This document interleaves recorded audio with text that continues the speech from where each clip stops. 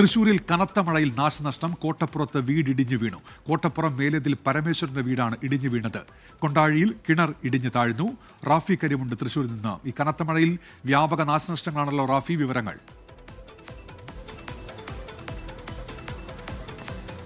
രാവിലെ മുതൽ ശക്തമായ മഴയാണ് തൃശ്ശൂർ ജില്ലയിൽ ഉള്ളത്.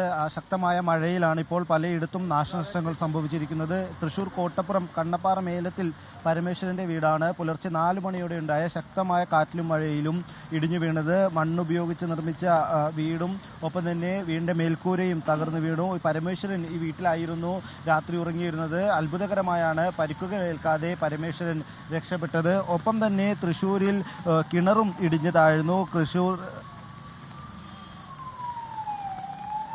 കൊണ്ടാഴിയിൽ ശക്തമായ കാറ്റിലും മഴയിലുമാണ് കിണർ ഇടിഞ്ഞു താഴ്ന്നത്. കൊണ്ടാഴി മയ്യന്നൂർ കുന്നത്ത് വീട്ടിൽ ഉഷയുടെ വീട്ടിലെ കിണറാണ് ഇടിഞ്ഞു താഴ്ന്നത്.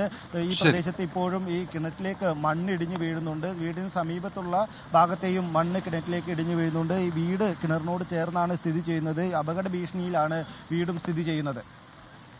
ശരി, റാഫി കരീമാണ് വിവരങ്ങൾ നൽകിയത്.